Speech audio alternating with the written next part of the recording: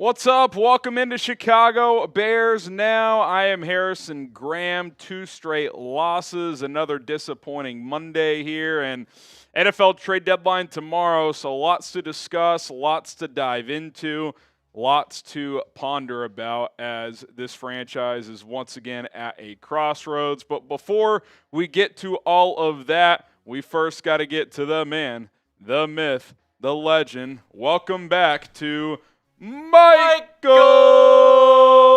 Horowitz. Boom! He says the Bears have never fired and had never fired coaches mid-season, so I would suggest to everyone we got to buckle down for this one. It's going to be a long season, guys. That is true. They have never done that. I wouldn't necessarily bet on them doing it, but you know, a man can dream, Michael Horowitz. First of all, welcome back. Yeah, Michael. I haven't seen you in a couple weeks. Hopefully doing well. It's been a minute. And appreciate you supporting as always. Got you another helmet sticker. And by the way, Michael, I don't know if you knew this or not, but we started this yesterday. But $5 or more gets you on the Eberflus petition. If you don't want to be on it, no worries. If you do, we'll get your name down. We got 114 signatures and counting.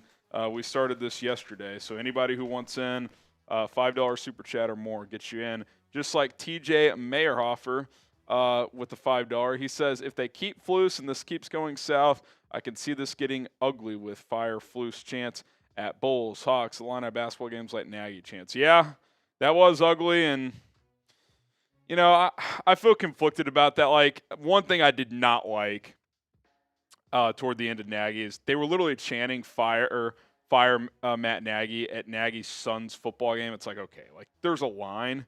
You want to do it during Bears games, fair play. But you know, outside of that, I think there's things to consider. TJ, getting you on here, buddy. TJ Meyerhofer. All right, you are on the petition, TJ, right there. All right, it is the month of November, and we got some booms already. We're hitting the boom here in the month of November. My guy Sealand, a.k.a. Daniel Faflet, with 2. Brian's got a couple. Fernando, Dov, and Michael Horowitz have boomed this month as well. So if you want to be in the November Boom Club, there you go. Let's get this popping. And like I said, the Eberflus petition, $5 or more gets you on the petition. If you send 10 or 20 and want to get your name plus a friend that wants to get on there, your pet, whatever, we could fill this up. We got more paper ready to go. Plenty of petitions here, petition paper here, I should say, and plenty of signatures that we could get on the Eberflus petition. So if you want your name on there, Horowitz, let me know. I don't know if I've seen in the chat if you do want your name on there or not, but shout out to everybody else who is already on there. All right. We are sponsored by Game Time. Shout out to Game Time for sponsoring today's show. If you want to go to Bears Patriots this weekend, prices probably dipped a little bit. Check out Game Time, where you can get the last-minute tickets for the lowest prices guaranteed. You can also go watch the Bulls, the Blackhawks, comedy shows, concerts, etc. Get your tickets with Game Time. They're going to get you the best deal available. You can see views from the seats. All you got to do is use code CHATSPORTS after you download the app and create an account. New customers only. Use code CHATSPORTS for $20 off your first purchase only. Terms do apply. Shout out Game Time. Also, Prize Picks, daily fantasy made easy. Get a $50 bonus when you play for just $5 once you create your Prize Picks account, prizepicks.com/CLNS. Code CLNS. Again, you got to launch your first $5 entry. Once you do, win or lose, you're going to get an additional $50 in free play. So go check that out right now. The way Prize Picks works is simple. You set your lineups of 2 or more players regardless of sport. You can cross over your sports as long as it's at least 2 players on different teams. That qualifies as a Prize Picks lineup. Already got a little action for next week in football. Aaron Rodgers, less on his passing yards. I'm going to take Marvin Harrison more on his receiving yards. He's been a little hit and miss, but I think he bounces back next week for Arizona. 5 to win 15 there. And again, if you're a new customer, you get that $50 bonus into your account, win or lose. PrizePicks.com/CLNS, code CLNS. Both links to Prize Picks and Game Time are in the live chat of this live stream. Okay. Shout out your city. Let us know where you're tuning in from. Let us know where you guys rocking and rolling here. Shout out. Where you guys rocking and rolling here? We got Burke and Jaime representing Chicago. We got Rain from Estonia. Shout out to you. NC from the UK. Shout out. Jason, Scotia, New York. Minnesota from Luis says Dallas, actually. H. Scott from Canton, Illinois. MT from London, baby. We got Marquette from John, Washington, D.C. We got Jim from Tempe, Arizona. Enrico from Colorado. We got Carlo from Boston. Bear Down, #1 in Chicago. We got Rob Fifo in Scottsdale. Shout out to you guys for representing. Jordan, Minnesota from Santana. We got Vincent in Vegas. Daytona Beach from the Nudge. Pasadena from Jeffrey. Holland, Michigan from Corey. Any rumors on the trade deadline? It's honestly been kind of quiet. We'll be live for the trade deadline tomorrow, probably 12 or 1 o'clock, so stay tuned for that. Thinking about simulcasting on 4verts as well to cover or as many of the trades as we can. Let me know, guys. Let us know if you'd be interested in that. But yeah, we're going to be on top of that tomorrow. I'm going to talk about Keenan Allen later. I think he's an interesting player to consider trading, but otherwise it's been pretty quiet, to be honest. D. Jeremiah Warren, thoughts on Zach Robinson as head coach? It's a tough one. I mean, I really like what he's doing in Atlanta. I'll tell you who they've really unlocked is Darnell Mooney. I think he leads the NFL in 20-plus yard catches. Typical, leaves the Bears and takes off. Now, I don't want to pick on Justin Fields, but he just could not get on the same page with Mooney last year for whatever reason. I also think Mooney, first year back from that ankle injury, now he's a full extra year removed. He just seems to be back to where he was pre-injury. He's having a huge season, and that offense is utilizing his talent really well, and Kirk Cousins is doing a good job of finding him. This is also Robinson's first year as a play caller. I don't know. I wouldn't be completely against it, but I can't say he'd be my top choice right now. There's other guys I'd rather have. I'd still rather have Ben Johnson. I'd maybe even rather have a guy like Cliff Kingsbury. I know he's, his head coaching history is questionable, but he knows Caleb. He's been a head coach before. He took the Cardinals to the playoffs 1 year. It's not like he was a complete disaster there. Maybe he's a little older, more mature. I wouldn't love that one, but I think over Robinson, I'd have to consider that. And, a guy like Mike Vrabel's out there. So I think Robinson would be on the list, but top guy, I'm not sure. Trey Talk Sports Chicago. He gets his name on the petition. He says, if we can't fire Flus, well, Poles has to go. I'd rather have Nagy at this point. Now Caleb is going to be in the same ship as Fields. Yeah, look, we'll see how Caleb progresses over time, obviously. Still think there's been some good things, but it's been up and down. Looking for more consistency. But yeah, if you're just debating Nagy and Flus at this point, clearly Nagy had a better run. It obviously didn't end well, but 2 playoff appearances, Coach of the Year his first year.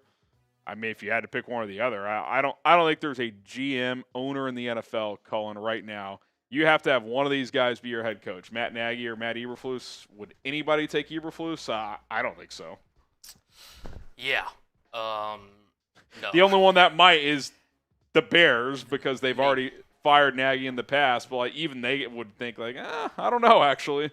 Yeah, I think they've tried this with Flus, and at least with Nagy, again, he got you to the playoffs. He briefly had success with Trubisky. There's going to be a chance where Nagy gets potential another opportunity after this. I don't know if Flus will ever get another head coaching opportunity. Feels like the only way he'd get another chance is if it was a interim situation where he's a team's DC, they fire the coach midseason, he's the interim and took off with it. But yeah, I'm with you. I do not see a scenario where Flus is a head coach again. John T. Yeah. Someone said this yesterday. I'm not doing the political thing, but I do appreciate the insert anyone for Matt Eberflus at this point. Michael C., first-time super chatter, 3, 4, 5. Adam Downing says, going to Chicago this weekend. Genuinely unexcited for the game. Any Bears fans going to see this will destroy you Thursday night. I don't know what will destroy you Thursday night. Ari says, okay, go on. I don't know what you mean by that, Adam, but I think he's saying like any Bears fans are going to see this game that will destroy you Thursday night. I think that's what he's trying to say. Why Thursday night? Game's on Sunday. If you What could is clarify, Adam, please do. What is the Thursday night game this week? No idea what the Thursday night game is. I'm going to look that up. But yeah, I mean, look, you're kind of in a no-win situation Thursday or Sunday. Let's be honest. You're expected to beat the Patriots. If you do, cool, I guess. But if you don't, it's ultimate disaster, especially if Drake May looks better than Caleb. Like, it's kind of a no-win game. And by the way, if you win it, that means there's, if you're, I'll put it this way. If you're on the fire Flus as fast as possible, you should want them to lose this weekend. So Adam said in the chat, it's a band. They'll be at Reggie's. Oh, okay. So there you go. All right, there you go. Thank you for clearing that up. Thank you, Adam. Go meet up with them. There you go. All right, who else we got here? We've got Sish. He says, Flus is a symptom. Poles built the Titanic. No O-line. Yeah, I mean, look, there's legitimate criticisms of Poles. I think he's done a nice job of tearing the roster down, building it back up, but there's holes on the offensive line. There's been some misses, like Tremaine Edmonds. I don't know if it's a miss, but he's not lived up to his contract. Nate Davis obviously didn't work out. You're going to have some of those, but his biggest flaw clearly is he will not bail on Eberflus. And like I think loyalty is one of the strongest characteristics you can have as a human being. Like friendship, like if there's one thing I'd want in a friend, it's loyalty. But like this is business, right? Like this is about winning. And if this guy can't win, then at some point, it's not that you're turning on the guy. It's just you have to see if you can find someone better. So his continued faith in Eberflus, it's kind of gone beyond admirable at this point. It's kind of just, I don't know, it feels kind of delusional. I don't get it whatsoever. So I don't think Flus can be here beyond this year. I think you said it best this morning or in the morning video that went out for Bears. Loyalty is one of the best traits you can have as a person, but also what loyalty is telling the person, hey, you're not right for what you're doing, or telling the person when they're in the wrong and being loyal to not only going against what they're saying, but be like, hey, listen, I know I believed in you right now. You're not the best person for the job. And look, I'm sure there's been some conversations of like, hey, like clearly this isn't working. We got to fix this. But it's like, how many of those do you have to have before it's like, okay, this guy's just not good enough? Like, maybe he's just a coordinator. A lot of guys are. I mean, Dennis Allen's a great example. Cullen, he will probably get a job immediately next offseason as a DC. Hell, if the Bears hire an offensive guy, I'd love to have Dennis Allen as the defensive coordinator here. But he's not a head coach. He flopped in Vegas, got a second chance in New Orleans, wasn't very good. So I think Eberflus is in that category. Now, we're going to have a segment coming up where I kind of dive into, have we even overrated him as a defensive coordinator? So stay tuned for that. But clearly he's at least solid in that regard. He will get another chance to be a DC, but I don't think there's a team in the league that would even interview him to be a head coach if he got fired. Whereas, like, there's been guys before that get fired. Like, Brian Daboll. If the Giants hire Brian Daboll, he may not get a head coaching job, Colin, but I think he could get interviews. Like, I think there's a team or two that would interview him. I don't think there's a team that would interview Eberflus. And listen, it may be Chicago. Chicago might be one of those teams that interviews him. They interviewed him last time. I mean, he wouldn't be my top guy, but I'd interview him. Yeah, see what he's about, see what it's. He was the OC when Josh Allen put things together in Buffalo, like his career took off. I mean, hell, he got Daniel Jones to the playoffs. I don't know. I like to also see Daboll with a quarterback talent, like somewhere in between, because he's had Josh Allen, I think universally regarded as probably the second or third best quarterback in the league, and Daniel Jones, who might be the second or third worst quarterback in the league. Can we get him somewhere in the middle to see where he's actually at? Could he develop a guy like Caleb, who has the talent to be a top 5 to 7 guy in the league. Whether he gets there or not, we'll see. But clearly is not that right now. Like, could he help him become that type of player? I'd be intrigued. I certainly, he'd also be like, if you hired Vrabel as your head coach, he'd be like a top of the list OC type of candidate. Like if you went CEO or defense again at head coach, like if you got like a Dayball as your OC, like that would be pretty appealing. All right, should the Bears fire Matt Eberflus? It's the question of the day. Yes or no? I think we're going to get a lot of yeses in here. Yes or no? Get some shout-outs here. Yeah, Umar, Ron, King, Howard, Lonas, Umar, Don, Vincent, all these spamming yeses. Corey, Michael, Richard, Annalisa, Dennis the Chicago Kid. Cullen's neckbeard says no. That's funny.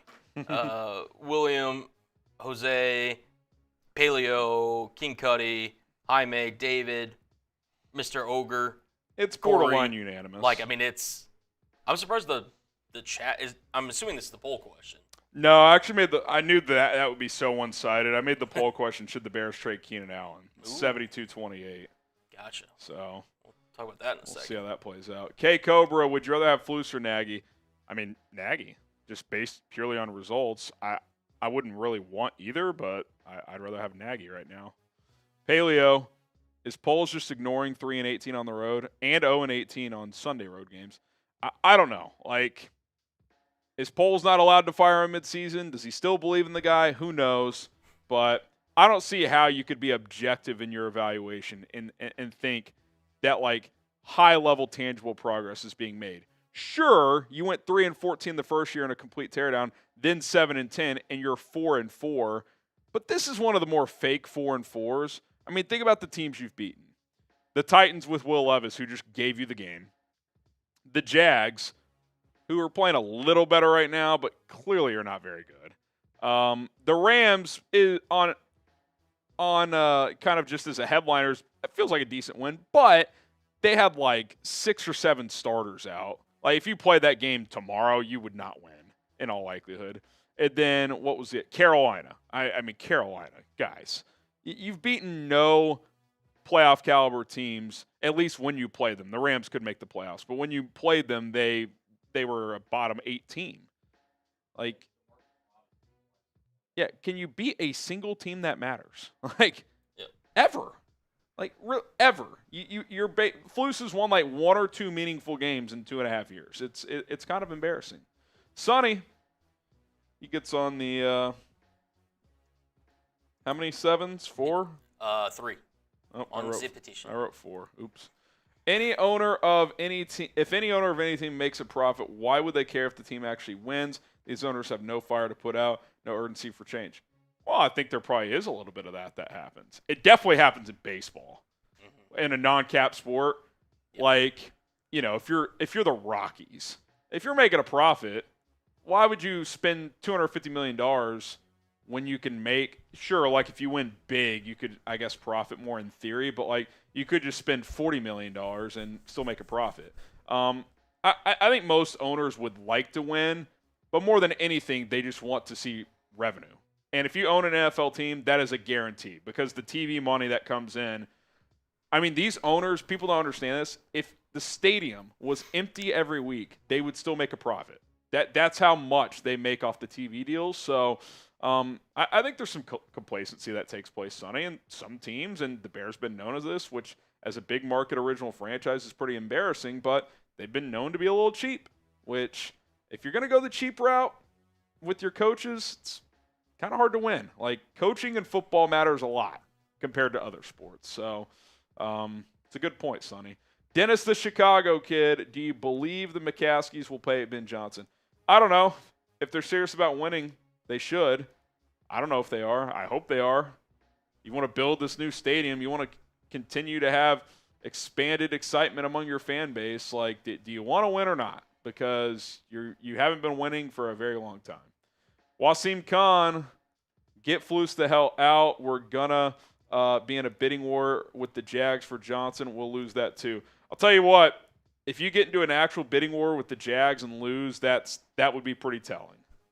That would be pretty telling if that happened. Wasim, you are on the petition. Jeff Bartlett says, hello, I'm so behind. First, Fireflux. Second, congrats on a beautiful family. Thank you, Jeff. You are on the Fireflux petition. We got about 120 signatures and counting. So welcome aboard. $5 or more gets you on the petition. Michael C., once Virginia McCaskey passes, those loser kids of hers will finally sell. They are cheap and don't care about football. They are the problem. I mean, one, don't want to wish death upon anyone. She is, I think, 101. Two, see, everyone assumes that. Why would they sell? Great question. Owning an NFL team is guaranteed revenue growth for the owner. Like, even if I don't know, insert industry I know nothing about, don't care about. If I had the money to invest in it and was guaranteed it would continue to grow my bank account, why would I not do it? Like, if you're the McCaskies, who cares if you don't care about football? You're making a shit ton of money. If I was making millions, billions of dollars, I would be the most invested underwater basket weaver on the planet. If it meant I was making that kind of money, even if I had no interest in it. Yeah, so I mean, everyone assumes that'll happen. Like, once Virginia's gone, they'll just sell. It's like, why would they? I wouldn't. Now, maybe they sell partial ownership, like, Brady just bought 5% of the Raiders or whatever it was. Like, maybe more minority owners get in the mix, but I wouldn't sell. I mean, that's just me. Maybe I'm wrong, but I don't see why they would. Jeff Bartlett, in the draft, I'd like to see a defensive tackle, edge, then center. Rather have a center that can play guard than the other way around.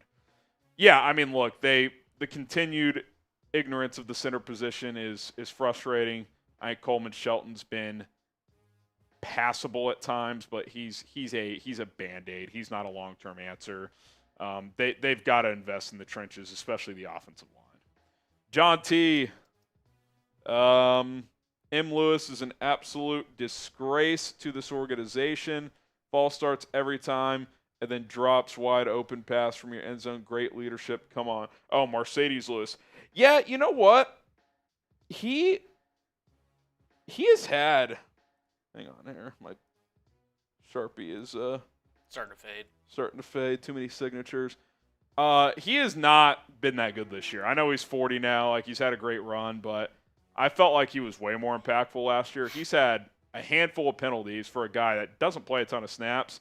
I hear that frustration, John. Like, the one thing he should not do is have pre-snap penalties. You've been in the league 20 years. Like, if your post-snap productivity dips in terms of as a blocker or whatever, that's understandable at his age. But the fundamentals should not be an issue, and he's had multiple issues with that this year. Yeah, we've got some more rolling in, but we can get to this next question. Yeah. Get a few more. We're not going to do like a full Q&A segment, but we'll answer questions throughout. We'll get to the latest news and rumors here in a second. Should the Bears trade Keenan Allen? T for trade, K for keep. What say you? What say you? Oh, we have Matt Eberflus in the chat. Please don't fire me. I'm trying my best. Your best isn't good enough. Is this the new Matt Nagy? Maybe. Oh, man. T for trade, K for keep. Howard says trade. Santi says keep. Christian trade. Victor and Patrick say trade. Santi keep. Dennis the Chicago kid says trade. Another Josh says trade. Ray says trade. Sean says keep. More trades than keeps. Michael says trade. Richard and Tom and Prometheus. Umar and saying trade. Umar says keep, but bench him. I mean, at that point, what's the point? You might as well try to get something for him. So, yeah, I also think, I think it'd be kind of good for both sides, Colin. Get him to a team that's got a chance to make some noise in the playoffs. And just, you would think the target share to your other guys would just increase. Like, DJ, Rome, Komet. Those are the three guys that need to be getting the bulk of targets in the passing game. And then maybe you work a guy like Tyler Scott back into the fold a little bit because he's just collecting a paycheck and sitting on the bench. I mean, what's What's the point? He took that guy in the 4th round last year, and he has no role on this team. So Yep. I would trade Keenan if you could get something for him and play T. Scott a little more. We got sorry, go ahead. No, I was just gonna, say I don't trust Shane Waldron to use really any of these skill guys on offense the way they're supposed to be used. So I think it's best for both parties where Keenan goes to a place where he could potentially contend, help a team potentially compete for a Super Bowl, all that. And to be honest, it sucks that, he was brought in here to, potentially be one of the greatest 3 wide receiver trios in the NFL. It just hasn't worked out. But I don't trust this coaching staff to change that over the final 9 games of the season. Yeah, I mean, I was reading, some guy had a breakdown today of they're not using any of their personnel the way they should be. They're not, they're using Keenan Allen as a vertical guy, which I kept pointing out yesterday, not his game. They're using DJ Moore as the X receiver. He's more of a Z. Really, Adunze should be the X, DJ should be the Z, and Keenan should be just the slot guy that works underneath, gets mismatches, and they're not doing any of that. I mean, it's actually just disgusting. Timbo Slice, if we can't get Ben Johnson, what do you think of Cliff? If you asked me this 3 months ago, I'd be like, man, I do not know if I could ever hire Cliff as my head coach. I think you could do worse. He knows Caleb. He's got Jaden Daniels rolling now. I do think, Cullen, there are legitimate question marks of can he be a culture setter for a team? He doesn't scream high-level leadership, but if you want to jumpstart the offense with a guy the quarterback likes, I mean, you could do worse. And really, the conclusion to this is you probably should have just made him the OC. That's probably who they should have just hired. Now, I will say, so similarly to how we viewed Clint Kubiak after the first 2 weeks, he had that 2-week stretch, then he kind of came back down to earth, and now he's not really looked at as a potential head coach candidate. Maybe he will, maybe he won't be. Cliff Kingsbury has a history of starting off these seasons hot, especially in the first half of the season, and then kind of trailing, downward. Let's see how the rest of the year goes. Because it could be a Kyler issue or it could be a Cliff Kingsbury issue. Yep. So I'm very curious to see because, everyone, again, is riding on the Commanders, and rightfully so. They've been the surprise team of the NFL. They're red hot right now. Jaden Daniels looks awesome. But there's history showing us that not necessarily Cliff Kingsbury can sustain a full, healthy offense throughout, 17 games. And that doesn't even get to the issue that I brought up is can he lead an entire team? Yeah. Clearly he's at least, even with some of his offenses petering out, he's at least a solid offensive guy, but can he run the ship? I think there's questions there still, but beyond that, I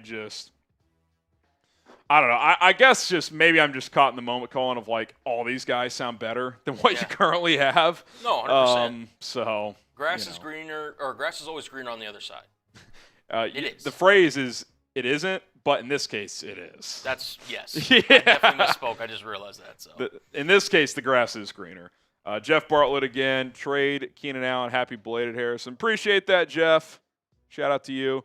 DeJounte Perkins says, what will actually happen this offseason? We'll fire Flus. Bears will pass on the top head coach candidates again in favor of Arthur Smith or Doug Peterson, and we'll draft a high RAS bust O-lineman in the first. Well, it's a lot of negativity. I understand where it's coming from. But also, if you want to hook me up with an Audi, I won't say no. Me too. I don't want to dwell on what could happen, but the Bears have screwed things up plenty of times before. So obviously we'd have to see what they actually do. Roberto Roma, Frank Smith, Ben Johnson, Bobby Slowick, Kingsbury are all options. Is Frank Smith still in Miami? Yes, he's the offense. That's kind of underwhelming to me. Yeah. Slowick, by the way, Houston's offense this year, not so great. Hasn't been that good. Poles needs to make serious changes. Why wasn't Kmet targeted? No idea on Kmet. It's weird. I feel like Colin, he either gets 10 targets or none. There's no in between. It's like Waldron can't figure out, because it's the same thing with the receivers, right? Rome Odunze will have games where he's targeted heavy, or he'll not get targeted. DJ Moore for a while felt like he was phased out of the offense. Keenan Allen seems like the only one consistent currently. piece. Yeah, and it's just like I don't understand why Waldron can't get behind this concept of you have all these weapons, you're allowed to use all of them within a game. You don't have to focus on one singular, I get it when the offense as a whole is struggling and maybe the quarterback's missing some throws, yada yada yada, and there becomes this thing of are there too many mouths to feed? I get all that, but it feels like none of them are getting fed. Somehow, it's just, I don't know. It just doesn't feel like there's, and how much the last couple weeks and yesterday especially, Colin, is every throw outside the numbers and downfield, a very difficult throw. Other than the first drive where it's let's just manufacture some easy completions. You could do that throughout the game. Where are the crossing routes? Yeah. It's just, I don't know. It feels like and maybe, look, I think probably some of this is on Caleb. I'm sure there's some of that. I know on one of the red zone shots where they went 3 straight passes, 3 incompletions, a couple that could have been PIs. There was one where DJ came on a crosser where he was open, where if he just gets to that read, he puts it on him and it's probably a touchdown. Well, he also had Keenan one-on-one in the end zone, threw it a good back shoulder ball, and it just wasn't caught. And my first thought there was shouldn't that be a roam route? Mm-hmm. Why is Keenan working these one-on-one downfield routes? It's just not. It's not using your personnel properly. Can we also get more crossing routes in general? Yes. Again, I got punished by Chat Sports. I had to produce for the Vikings again yesterday. So, look, they ran crossing routes, and they were consistently open. Justin Jefferson, Jordan Addison. You're telling me DJ Moore and Rome Odunze can't do that? And if anything, Keenan Allen might be better on those kind of routes because it allows him to kind of run away and he can, still make contested catches. But it's better than him just running go or, slant and goes up the Keenan's not running away from DBs at this point in his career. He never really was, but he's definitely not doing it now. Downfield. Let him use his short area quickness to create early separation and get him the ball in space. Yep. If you're going to keep him and play him the rest of the year, that's how you need to use him. Otherwise, you're kind of wasting your time. It's not – it's a bad use of personnel. Jordan was going to see the Niners game. Should I even go? Gosh. I mean, I'd never say don't go to an NFL game. It's still it's still fun. But, man, that could get ugly, Colin. You got McCaffrey coming back. You feel like the Niners could hit their groove a little bit here. It's in San Francisco. By then, who the hell knows what the Bears are going to look like? I'm not going to say don't go, but I kind of wouldn't blame you if you didn't. Only if you bought your tickets using Game Time. Yes. It's the only way. Yes. And you use code CLNS. Chat Sports on Chat Game Sports. Time. Oh, that's Chat Sports. That's right. If you use Prize Picks, CLNS. That's Mike G with the 20. The problem is ownership, leaving the coach thing behind. They brought 350 acres of land and are still BSing about building a stadium, and the city just gives the city and fans what they want and announce an actual stadium plan. It's valid, too. The stadium situation, some of this is on Kevin Warren, and I get, being somewhat patient, figuring out the best route, and I understand the sentimental value of wanting to be in the city. Being in Chicago a few weeks ago, hanging out with some of y'all, being on the lakefront's awesome. Having a stadium over there, a new one would be amazing. But there is just something weird to spending hundreds of millions. I think they spent, I don't even know, it was $100 million to buy that land in Arlington Heights. You can build not just a stadium, but a full community that you could get revenue off of. And it's we're not really looking to do that. It's then why did you buy the land in the first place? It's kind of just a metaphor of the franchise as a whole. It's their process makes no sense. Just do the obvious, do the simple. Either sell that land and get your money back, or just build a state-of-the-art stadium out there, and it'll be awesome. And sure, it won't be in the city, but I have news for you. Most teams' stadiums, the Dallas Cowboys are not in Dallas. The San Francisco 49ers are not in San Francisco. The Los Angeles Rams technically aren't in L.A. They're in Inglewood. That's where the space is. That's the issue. There's not a lot of room within these suburban cities. So Yeah, I just it's a separate issue, but it's kind of the same in the sense of it's kind of a metaphor to how this franchise operates as a whole. Paleo says, besides helping Caleb Williams, does Keenan even want to be here? That's a fair question. I mean, say what you want, he was always productive with the Chargers, who weren't exactly a state-of-the-art franchise, but clearly they knew how to use him. He's probably looking around here like, what are we doing? Like, what is this? You know? If I'm Keenan, I would want to go somewhere where I have a chance to win a Super Bowl. Like, it'd be one thing, Colin, if he was putting up big numbers and the Bears were 4-4, and he's like, well, at least I'm going to get paid after this year. He's a free agent. Like, what? If the season ended today, what would he get on the free agent market? Feels like 1 year, $8-10 million maybe. Like some team would give him a flyer contract. I mean, if he keeps trending the way it's trending, I mean, he may not even get that. Yeah, less. I mean, like his days of getting A, multi-year deals are probably over, and B, like he's not getting $20 million a year. There's no way. So if I'm him, I'd want to go to a better organization right now that has a chance to win. Poppy Chulo sits, just got here. We worried about DJ Mordahl. Yeah, that clip's going around. I tweeted about it. I'll say this. DJ has felt off all year. I don't want to overreact to body language, but that hasn't felt great. He's made some comments in his weekly pressers and Monday things where it just feels like frustration's built up. The play that everyone's, overanalyzing on Twitter, it could mean a lot of things. He may have just stayed out of bounds because he knew that if he tried to come back in and they threw him the ball, that would be illegal touching. Or J.J. Watt made the point of it looked like he kind of came up gimpy on that play. So maybe he just went to go sit down because he felt like he tweaked something. Or he just quit on the play. I'm not ready to declare DJ Moore quitting on plays, but I do think frustration is there. And listen, this offense isn't good right now. So I understand frustrating mounting, but he is the team captain. He's got to lead by example. So hopefully there's a logical explanation to that situation, but I don't want to make more of it without knowing exactly what happened there. John T., how the hell can no receivers get open when Caleb buys 20 seconds? Oh, that's the same play. Well, you were down one receiver by the time DJ got out of bounds. That's one.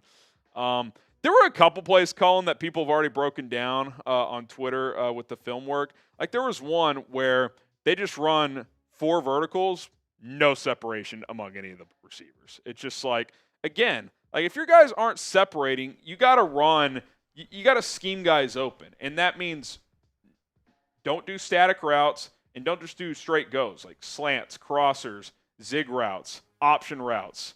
Like get these guys where defenders have to make quick decisions in terms of how to play their coverage. And it just doesn't seem like they're doing that. Like they're just making it easier on opposing defenses. Outside of Budda Baker, how many secondary members for the Cardinals do you think an average NFL fan would be able to name? I mean, the other one's Murphy Bunting, and he's hurt. Yeah. Like it was not a star-studded group yesterday for the Cardinals. No. And on paper, again, we've been saying this, the Bears' offense should be able to move the ball, should be able to take advantage of these matchups. And yet, time and time again, they just keep getting outcoached on both sides of the ball.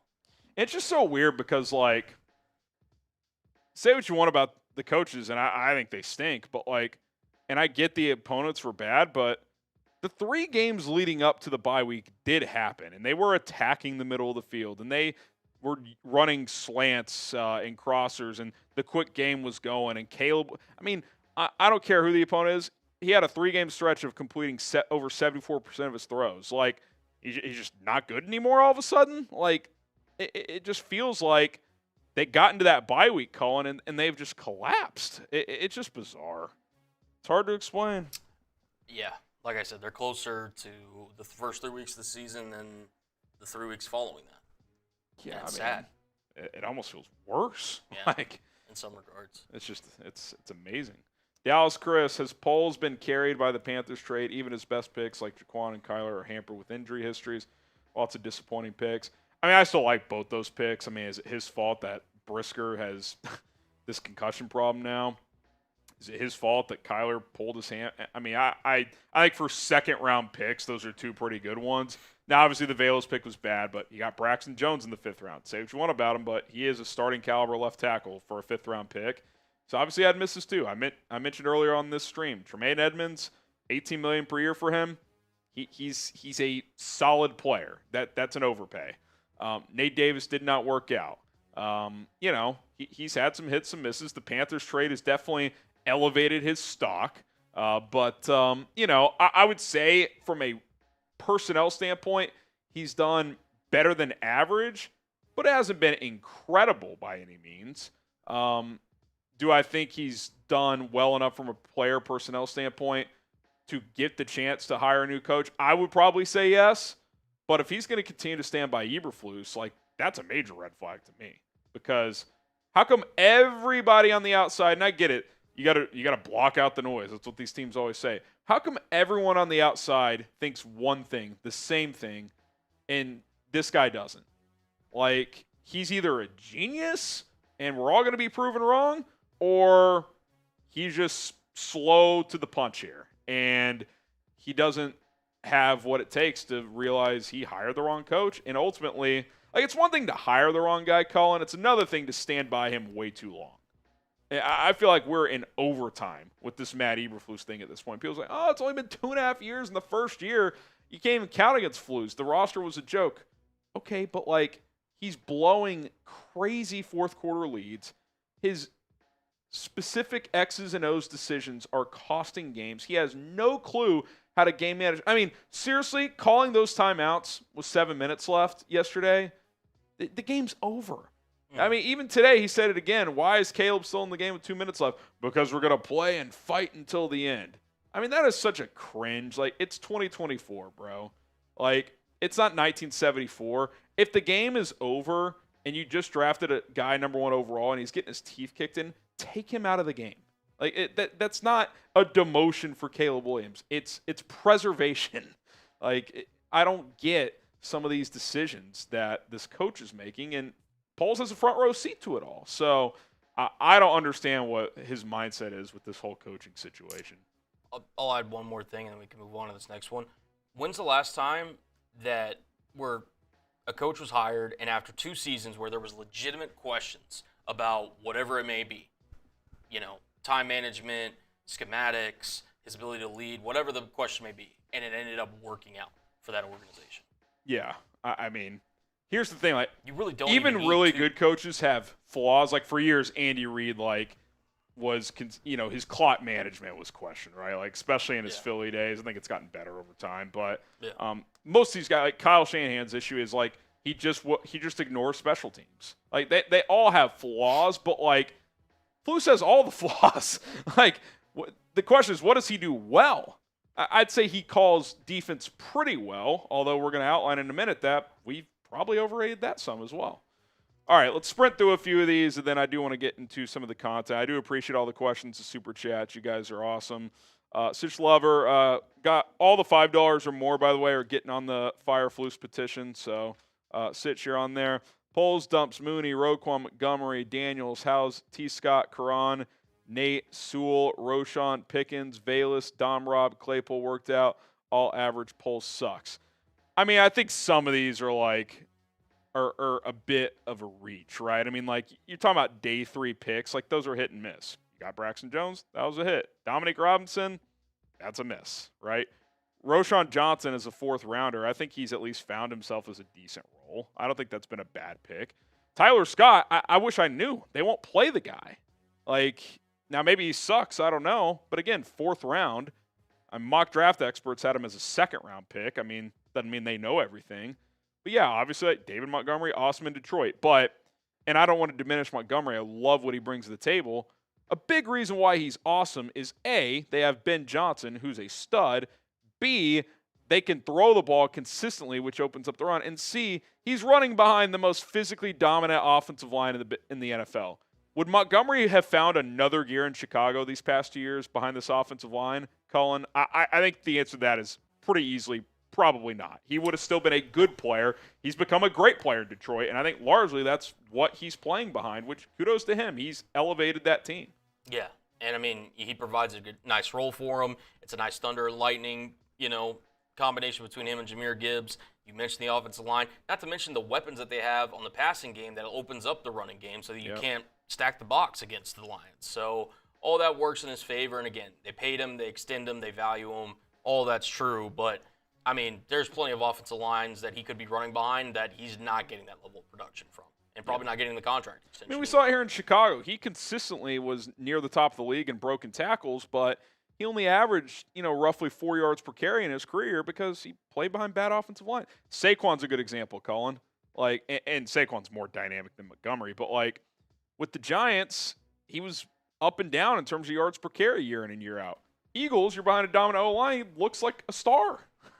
I mean, it's not hard to figure this stuff out. Now, I'm not anti keep and pay running back. And by the way, Poles did make him an offer. Detroit just offered him a little more, so I think that's worth mentioning. But I don't know if that's the best example. But yeah, you've got some examples there, no doubt. GM's he's hit literally some, they missed hurtling some. dudes backwards. Saquon has so many holes in Philadelphia. He's Yeah. literally jumping over dudes backwards. Yeah, seriously. K Cobra, why does Waldron hate Kmet so much? Feels like a love-hate. There's like a 3-week stretch where he seemed to love him. But, yeah, I mean, no targets. I get you can say, oh, Caleb's got to throw to him. That feels like a game plan thing where, and look, I get it to an extent. Yesterday, your O-line is just decimated. You probably need him to block more. But it's like you can't throw him the ball 3 or 4 times throughout the game. I mean, Caleb dropped back 48 times. No targets. That's pretty shocking. Paleo, I'm calling it. Waldron was cheaper than Kingsbury, hence why we chose him over Kingsbury. I have heard chatter that Cliff wanted a lot of money to be an OC. And, maybe that played a role. That could have played a role. So, if so, that's certainly disappointing. All right, here's what we got coming up here on Chicago Bears Now live on YouTube. 45 minutes in. You guys just bringing the heat with the questions. Shout out to everybody hanging out. We'll answer more questions if you launch some super chats in there. We'll get into the latest news and rumors. Plus, Eberflus might actually be even worse than we think. I'll explain, but stay tuned. Harrison Graham rolling with you guys for the next half hour or so. Coming up on Chicago Bears Now, we got a Bears news and rumors roundup. Let's start with this. The NFL trade deadline is tomorrow, and I've just been thinking about this since the loss to the Cardinals. Should the Bears trade Keenan Allen? I think yes. I'll give it 3 smoking J's because I'm not convinced it will actually happen. If it were me, just if I made the decision, I'd give it 4 smoking J's. But I'll go 3. I think the Bears should at least be open-minded to this because, quite frankly, it just hasn't worked that well. He missed a couple of games with the heel issue. It's possible that's still a nagging injury. Who knows? But clearly, at minimum, he's declining as a player. Now, is he as bad as his numbers look and how he's looked on tape and during these games and some uncharacteristic drops? Probably not, but I think his days of being a high-level number 1 are clearly over. It doesn't help also that the Bears just aren't using him properly. I mean, Shane Waldron has decided let's make him like a one-on-one vertical weapon as a receiver. It's like Shane. He's a short area quickness guy. Slants, stutter fake outs and ends, like that type of stuff. Against zone, find the soft spot and settle. Like that's his game, knowing where to go. He wins on technique, not on speed, and they're trying to use him as a speed guy. It makes no sense whatsoever. And with him being a rental and a free agent next year, and I think there's a thing when you're in the NFL for 10-plus years, the best you can get in a comp pick, if you let him go in free agency, is a 5th. So if you could trade him to guarantee a 6th, would you just consider doing that? Because based on your production, what would you even get in a comp pick formula situation? That's a complete unknown. So I would heavily consider trading Keenan Allen because, shocker, guy who's been awesome throughout his career comes here as an offensive player and just doesn't look the same. And doesn't it just kind of feel like both sides would benefit? I don't think Keenan's the type to come out and say, trade me.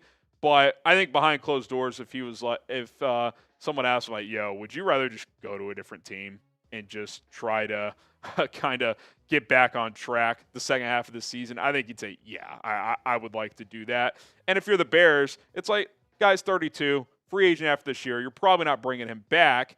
Why not just trade him and say, hey, we appreciate your services for a few months, helping our rookie quarterback out. Best of luck to you. I think all these teams would be interested in him. Pittsburgh has been hunting receivers for months. There was a report that came out that Kansas City would still be open to another receiver. Now, with their financial situation, you'd probably have to eat some of the money. Any team that trades for Keenan would have to take on about $10 million, so maybe the Bears would have to eat like 5 or 6, depending on the team they trade him to, but it's 1 year. I think they'd be open to that. 49ers, obviously Brandon Ayuk is out for the season with an injury. Debo's been in and out, so I think they could be an interesting one. The Houston Texans, they were the team that also tried to trade for him before the Bears swooped in. And then the Tampa Bay Buccaneers losing Mike Evans and Chris Godwin. If they're trying to salvage this season, a guy like Keenan could come in there and instantly be one of their top guys. Now, look, you're probably not going to get much for him. You traded a fourth to get him. He hasn't been that productive. He's had a heel issue. You're probably looking at like a 6th-round pick. I mean, that's the reality. He's a rental. He's old. He looks slow. I mean, it might even be a late-round pick swap. So you'd have to consider that. You're not going to get a ton, but I just look at this, and it's like you're not targeting Cole Kmet. You're probably taking away targets from DJ Moore, who you just paid big money to, Rome Odunze, who you drafted high. You got other depth receivers I'd like to see more of. We'll talk about one in a minute. I feel like a trade could be a win-win for both parties, and you just kind of wipe your hands clean of it and kind of take the L on this one. Would you trade Keenan Allen for, let's call it a 6th-round pick? Type T for trade or K for keep. Let me know in the comments. Pin comment on today's video. I'll give you my final answer after this YouTube ad break. I'd pull the trigger. I would move him, especially if it's for a pick where you don't have to do a late-round pick swap. 6th-round pick, it's not great, but you only gave up a 4th for him, so it's not the end of the world. I would move him in that scenario and just move on from that situation. Not that he's been bad in the locker room or anything like that, but it just hasn't worked out. He's dropping passes. They're using him as a vertical guy. Cut your losses and move Keenan Allen there. And then I would like to see Tyler Scott get some opportunities, especially if a few more losses pile up. Like I think DeAndre Carter has proven that. Yeah, like he can play. Like he's a good number 4 receiver. When Keenan was out, he made some plays. He had a nice sliding catch against the Commanders a couple weeks ago. Like he's solid.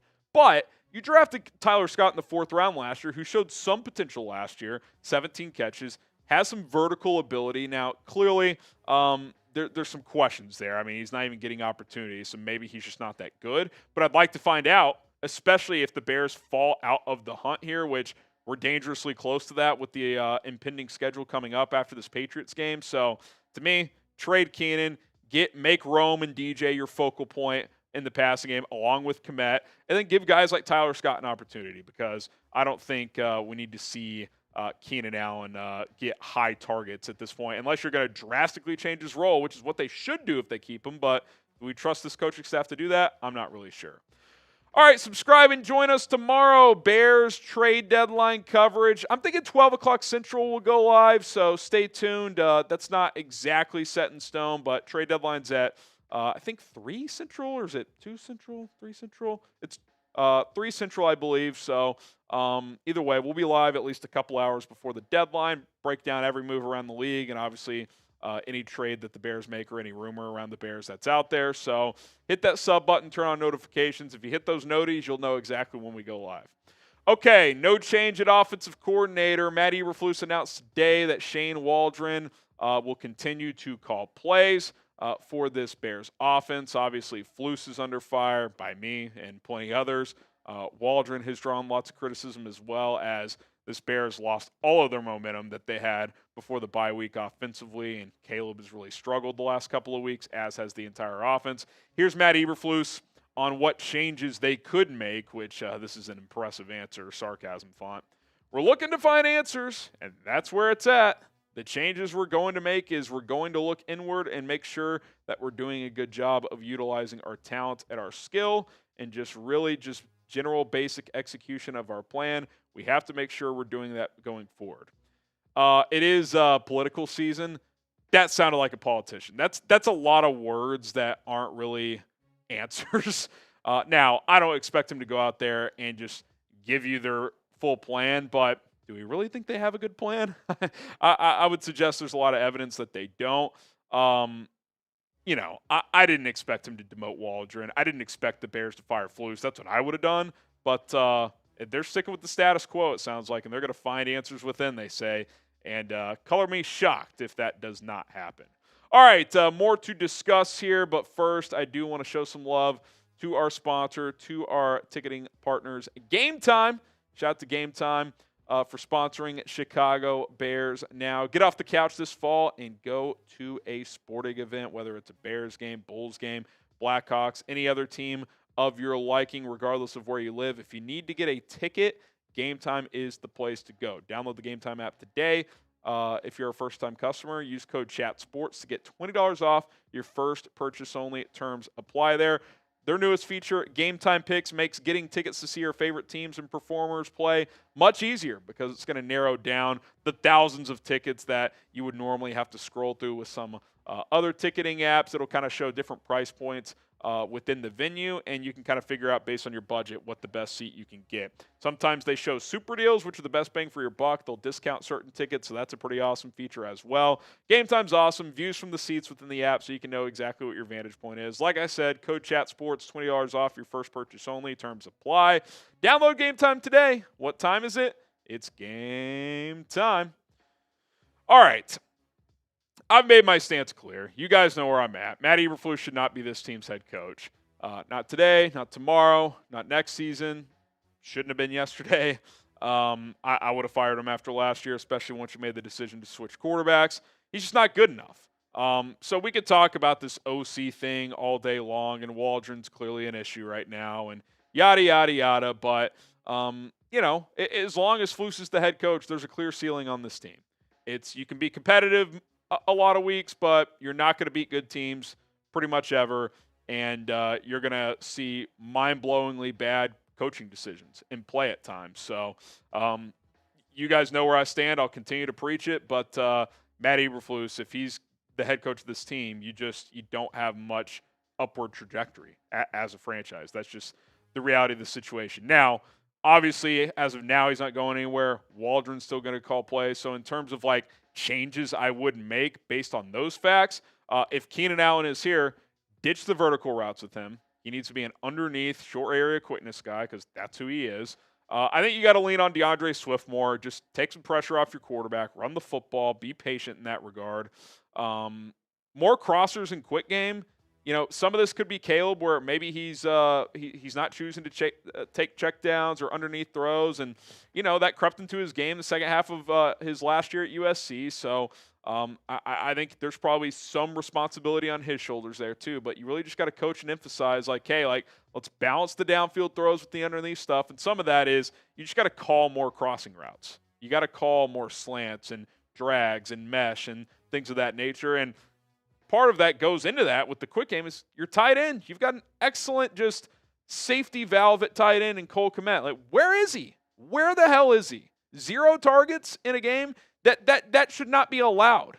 If I'm Flus and Ryan Poles, I'm going into Waldron's office and saying, if he gets less than 4 targets a game, you are going to be fired. That cannot continue. So Cole Kmet needs to be more involved, and you got to get this quarterback going again, man. Regardless of the wins and losses the rest of the way, regardless of who the coach is going to be moving forward, we got to feel better about the quarterback by the end of the season than we do right now. I felt awesome about him going into the bye week, regardless of comparing him to Jaden Daniels. I don't want to do these comparisons. How do we feel about Caleb Williams once week 18 comes and goes? It needs to be better than how we feel about it now. And that falls on the coaching.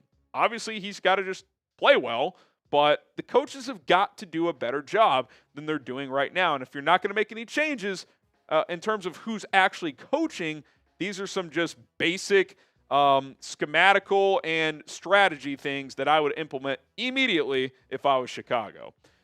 Can Eberflus and Waldron turn this thing around? What do you think? Y for yes, and for no? I don't see how you could believe that they could. Could they? I have no idea. I guess we'll see. But I would be betting against it if I was a betting man, and sometimes I am. Let's talk some injury stuff, then we'll end this segment. Darnell Wright, this news came in late on Sunday night that he apparently sprained his MCL in yesterday's loss, and I think I was so caught up in the debacle, I didn't even notice when he left the game. So that's not ideal. Now, it's better than an ACL tear or something like that. I would say he's likely week to week. I mean, MCL sprain for a lineman. Going to guess he misses at least this game against the Patriots, and that leaves your offensive line pretty decimated. He was one of 4 guys that left the game and did not return against Arizona. Andrew Billings, chest, pec injury. That's worrisome because Bill Murray had a similar injury last week and was placed on IR, so keep an eye on that. Terrell Smith, who started in place of Tyreek Stevenson, he left with an ankle injury. Jalen Jones, another backup corner, left with a shoulder injury. So secondary is getting thin all of a sudden, especially if Brisker and Gordon can't return this week. Hopefully at least Gordon's back. He was close to playing, it sounds like. And that adds to the other injuries you already have. Brisker still in the concussion protocol. Kyler Gordon, hamstring injury. Montez Sweat couldn't give it a go with the shin. Braxton Jones, Karan Amagaji each have injuries. With Darnell Wright potentially missing a game, you really need at least one of those guys back to pair with Larry Borum. And then Ryan Bates, who's still on short-term IR, dealing with the shoulder. Hopefully he can come back as well and potentially play on that interior if you need him to. Now, all that being said, there's no excuse for how you played against Arizona. I get it. These injuries are piling up. But that does not equate to getting steamrolled 29-9 and just giving up a 55-yard touchdown at the end of the first half when Arizona is seemingly content with just running the clock out. Like, go watch Detroit against Green Bay. No Aiden Hutchinson. Other couple guys got banged up. Brian Branch got ejected, and they just smoked the Packers. Smoked the Packers. I got news for you. Arizona's worse than Green Bay. So, yeah, I understand the injury thing, but, like, it's no excuse for me. Like, I'm done with excuses when it comes to this coaching staff. Is the Bears season over? 1, 2, 3 Cancun. Is that where we're at? Type 1 for yes, type 0 for no. I want to say no. I feel like it is. I guess you beat the Patriots this week. You're back above 500. Let it rip the final 8 weeks, but you tell me. You think this team can – I mean, what's best case scenario in the division? 2-4? I mean, 3-3 would be a huge accomplishment at this point, so feels like it could be over pretty soon. All right, thanks everybody for tuning in to the latest Bears news and rumors. Trade deadline tomorrow, so be sure to subscribe and turn on notifications. You'll know exactly when we go live, probably around 12 Central Time. Season over? Yes or no?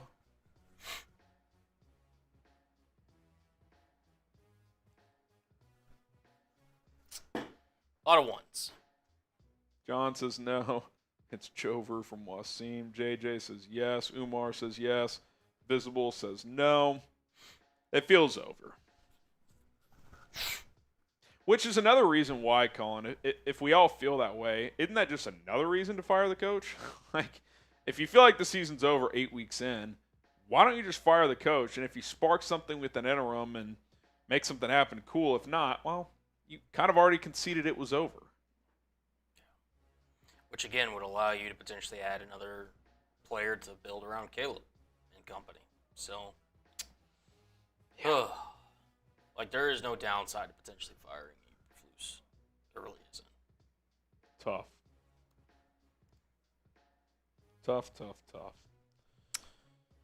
All right. We have a couple super chats before the last segment here. Yeah, I just got to load them in.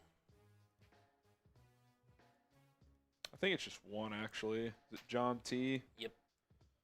I'll read it, and we'll flash it. He says, honestly, our defense is overrated. 0 run integrity.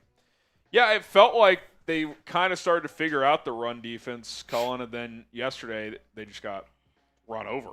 I mean, like, is it all Montez Sweat? Who, stay tuned, we're about to talk about that. But they were a better run defense last year. Now, I think their pass rush is better this year, so I guess you could say give and a take. But, yeah, I don't think the linebackers have been as good this year. TJ Edwards has still been solid, but he was, like, out of this world last year. He has not played as well this year. Tremaine Edmonds is kind of more the same, like, good-ish player, not a great player, especially for what he makes.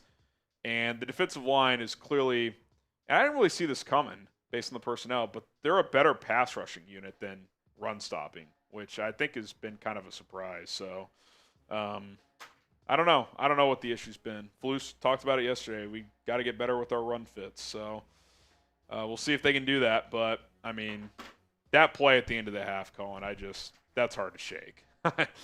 DeMercado just going untouched, 53 yards. Is this the Fiesta Bowl again from a couple years ago? I mean, what is going on? It was brutal. Just a disaster. All right. Like you said, I had never really seen anything quite like that. I've just never seen that. Team basically is like, if we rip a 10 or 15 yarder, we might have a chance at a field goal. Otherwise, we're cool just taking this to the locker room. 55 yards. What? To the house. Untouched. Untouched. Flus said he could have made a better call there, and I'm just like, regardless of the call, like, should that happen? Should that happen? Untouched? Wow. Like you mentioned, does it feel like this team is really fighting for this coaching staff? Yeah, I mean, because that's ultimately too. Like, we could sit up here and say whatever. People on radio could say whatever. TV, whatever. If the players are still fighting for the coach, then it's like, okay, well, at least he still holds the locker room. I mean, that play in particular felt like a give up because they were in a 2-safety look, and Kevin Byard, who is a high-character guy, couldn't even cut him off at the sideline. I just, wow. That is still just a shocking play. I mean, could you argue that is a more just like, are you shitting me than the Hail Mary? I mean, I think you could argue it. Obviously, it wasn't the last play of the game, but like in terms of just likelihood, what is more likely, that a Hail Mary is caught or that a 53-yard touchdown, basically a walk-off run at the end of the half happens? I kind of wonder if the Hail Mary's more likely. I mean, how many 50-yard touchdown runs, period, will there be this year, much less at the end of the half or the game? It's got to be like less than 2 or 3. Yeah. And again, how you close halves, quarters, games. Which has been a major issue. Comes down to coaching. Yeah. It really does. You make your good coaches talk about this all the time. End of the first half, start of the second half. Like that's where you make your bread. And the Bears have not been good enough in those spots. In fact, they've just been flat out bad. So, all right, speaking of it all, more Matt Eberflus talk. Let's get to it here on Chicago Bears Now. Is Bears head coach Matt Eberflus even worse than we thought? Like, is he actually even worse than the way we've been talking about him recently? I think he might be. I dive into some numbers next here on Chicago Bears Now.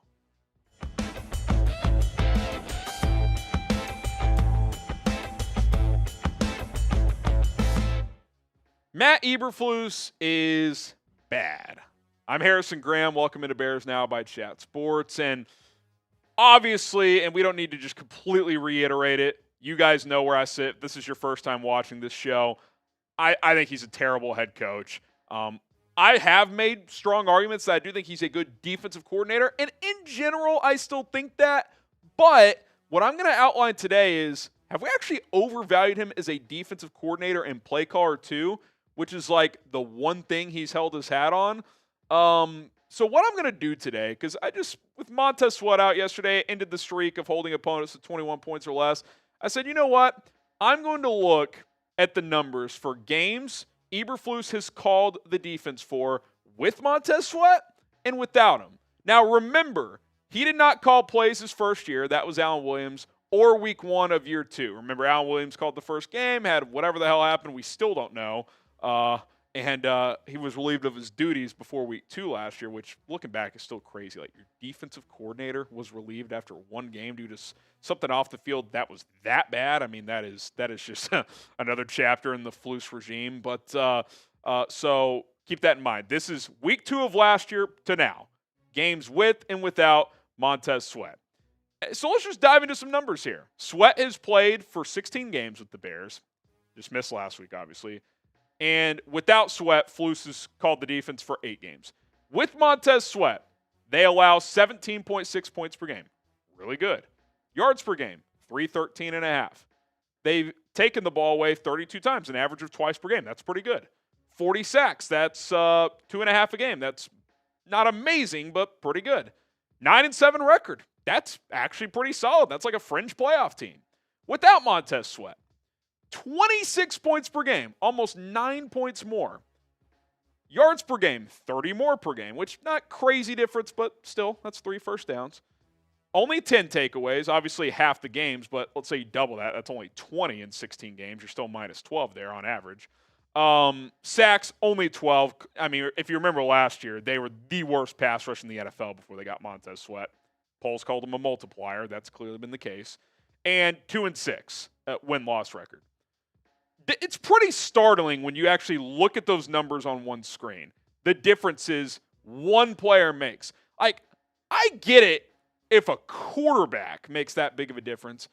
And I like Montez Sweat a lot, but this isn't Myles Garrett. This isn't Lawrence Taylor.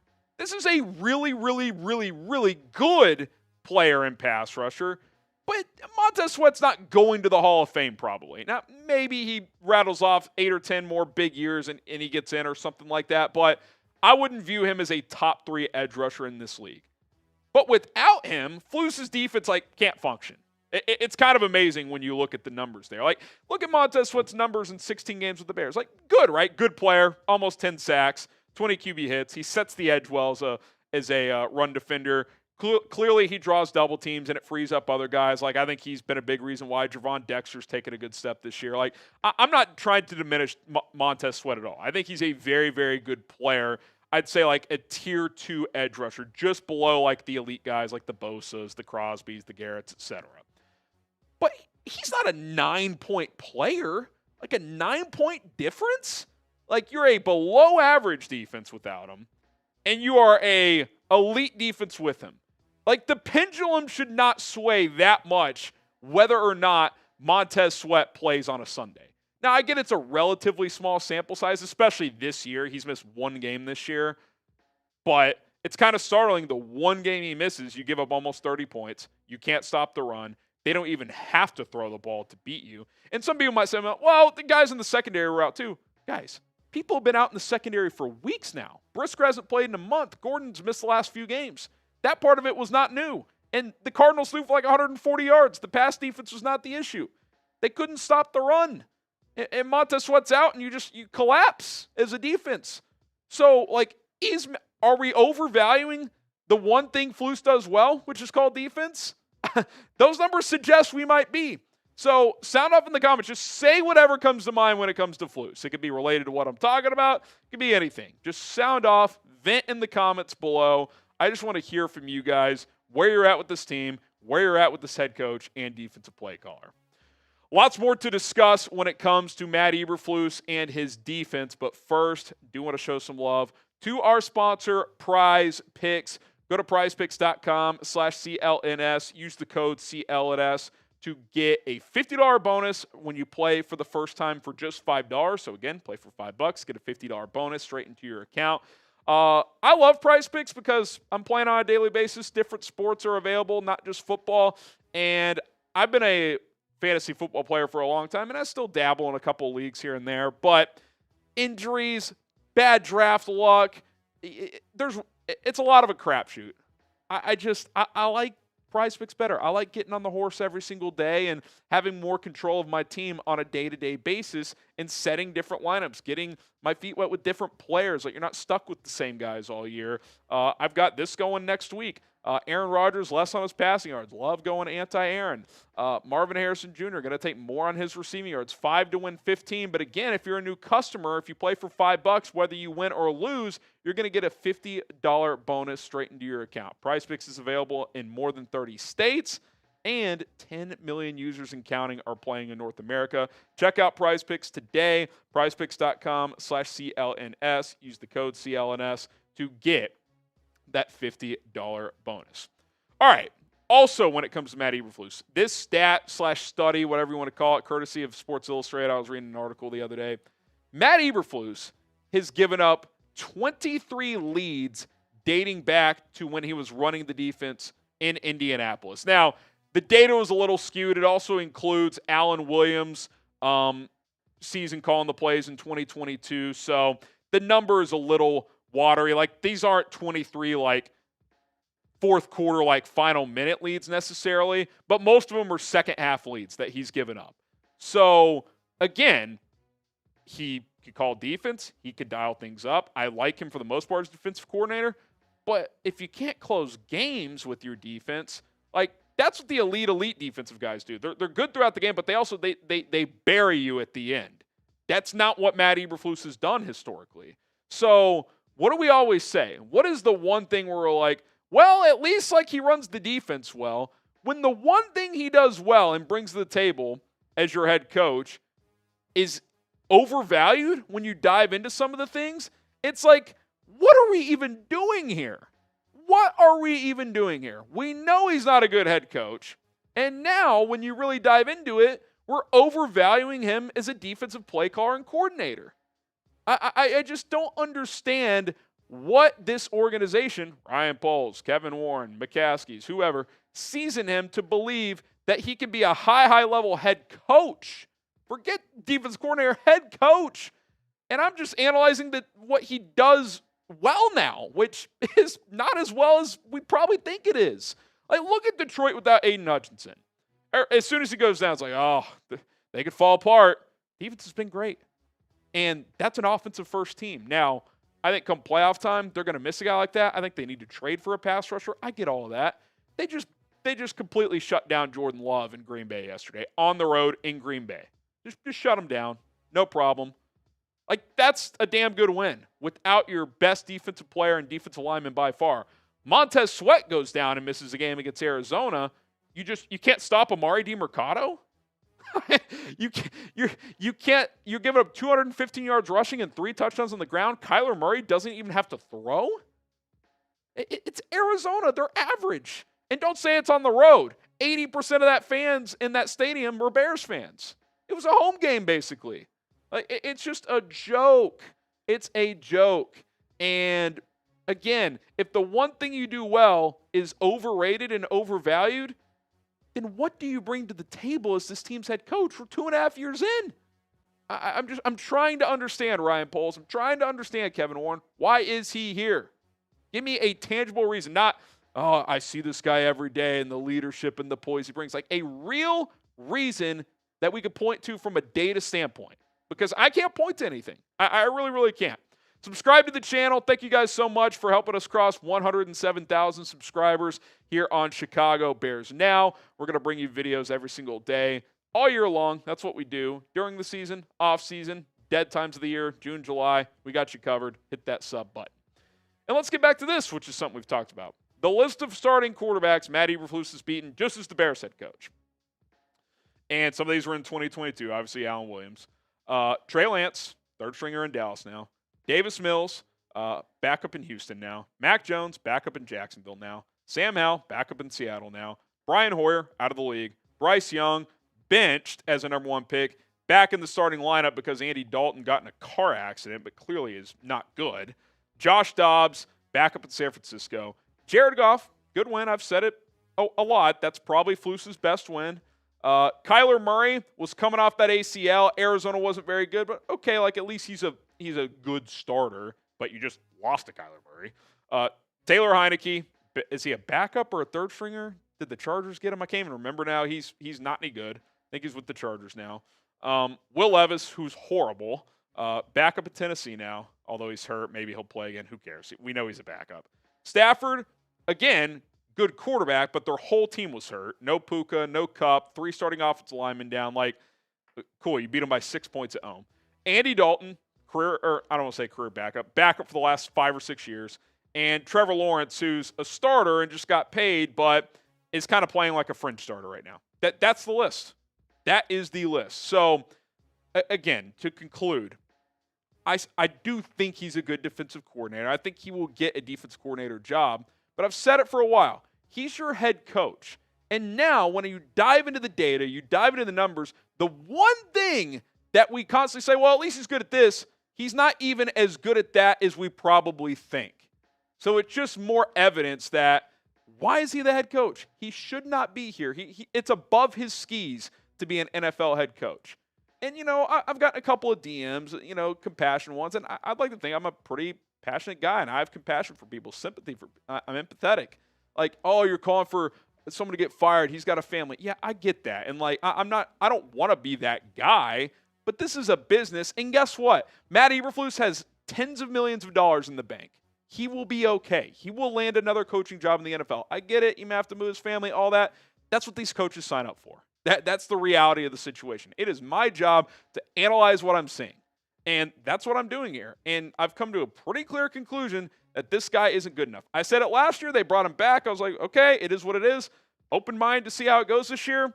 Sure, you're 4-4, but it's kind of a fake 4-4. And let's be honest, moving forward, all these NFC North games coming up, it's probably going to get pretty ugly, and it's going to get ugly fast. So why is he the head coach here? Can someone tell me? Because I don't know the answer. Should the Bears fire Matt Eberflus? Y for yes, in for no. Let me know in the comment section down below. You guys know where I stand. I would have done it last offseason. I would do it today. I would do it tomorrow. Do it the next day. I'm talking my wife for yes. All right. Thank you guys for tuning in to Chicago Bears Now. More to come here on this channel. Lots of news, rumors, injury updates to react to. So lock us in. Hit that subscribe button.